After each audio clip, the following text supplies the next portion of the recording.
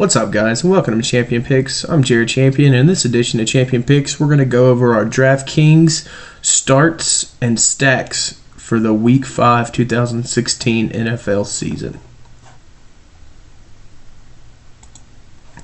Alright, for our Week 5 stack, starting off, we got Tommy Brady, he's back from suspension, Tommy Brady, we're going to the Super Bowl. Tom Brady stacked with Julian Edelman. They're playing at the Browns. I think the Browns are going to do some kind of stack with Joe Hayden on Gronk. Either way, Julian Edelman lines up in a lot of different situations, not just the number one. Usually Amendola does. He's a slot guy. And I think just Tom Brady's first game being back, and Julian Edelman really hasn't shown anything. He's really dependent on Tom Brady. I think they're going to have a huge connection in the first game versus that really bad Browns defense. On my second stack, I've got Derek Carr and Michael Crabtree. Surprisingly, Michael Crabtree is Derek Carr's number one target. Everybody thinks Amari Cooper would be, but he's not.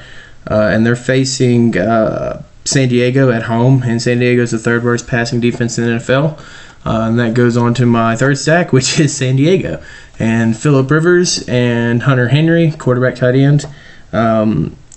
The eye test on Henry last week was really good. I think he was the only receiver / running back in the starting lineup that didn't lose a fumble. They lost to the Saints. Their defense is really bad, so they're going to have to be throwing the ball a lot. And good for them because they're playing the first worst passing defense in the league, and that would be the Oakland Raiders. So this game should be a shootout. That's why I have the stacks with these two quarterbacks on either side. So as you see my Week 5 stacks of the week, I'm going to go on to my Week 5 starts. So these are players that I think should be started and are a little less non-chalk players. So starting off, we have Mike Evans, wide receiver for Tampa Bay at 7,500. You're kind of paying up for Mike Evans, but not really, considering that Antonio and Julio are like 9,000. Mike Evans has a touchdown in every game except for the one at versus the Broncos. I think that kind of tells you a little bit. You know, the Broncos are like the best defense in the NFL. So Carolina's secondary got torched by Julio Jones. And I think Mike Evans might not be as the player as Julio Jones, but he definitely has a lot of the same speed qualities and ability to catch the ball. My second player, Brian Quick, 3,200. He's really cheap. That's why I have Brian Quick in here. Case Keenum in the last two games has targeted Quick 8 times for 122 yards and 3 touchdowns, and he's big a really, really deep long ball factor. So if you get stacked in there with your lineup and you don't have very much money left and you're looking for a long shot guy that can get you some deep yardage and a touchdown, Brian Quick would be your guy. So like I said, in the last 2 games, he's had 3 touchdowns. Starting at the third spot is Mr. Dependable Frank Gore. Frank Gore, despite being a low cost, has been like one of the most consistent running backs in fantasy this year. They're just going to run the ball a lot at home, I feel, versus a bad Chicago offense. They came off a tough loss on the road in London. I feel like this team is like trying to find its identity right now, and I feel like the best way to do that when you're at home is run the ball and manage the clock and try to pick up a good win versus the struggling Bears that are coming off a high, winning to the Lions. My fourth pick here is Jerick McKinnon, running back for Minnesota, 4,000. I think McKinnon's still crazy low because catching the ball out of the backfield for DraftKings, along with Frank Gore, he catches the ball out of the backfield a lot. It's a 1 point per reception PPR.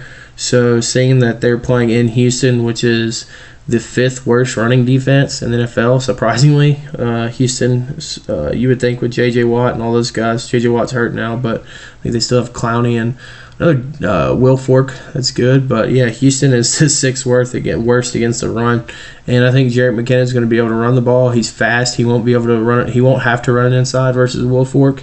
He'll be able to run it to the outside, and he'll be able to catch some balls out of the backfield.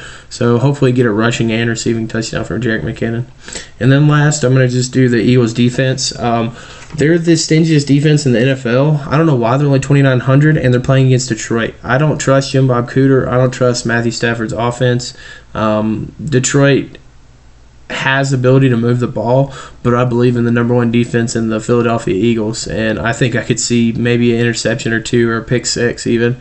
So Eagles defense 2,900, super cheap this week. I just want to say again, thanks for everybody for supporting me and subscribing. And if you're not subscribed already, click the subscribe button. Guys, subscriptions is like the only thing that helps me out and like trying to help build the channel.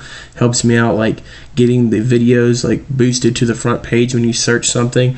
Like if you search something and you don't have to go pages and pages deep, and then that's when videos, you know, start getting more and more views from just random people, not just people that are subscribed. So subscription numbers really helps me out. And then you can click that DraftKings down there and watch my latest DraftKings recap on last week. So it's another video.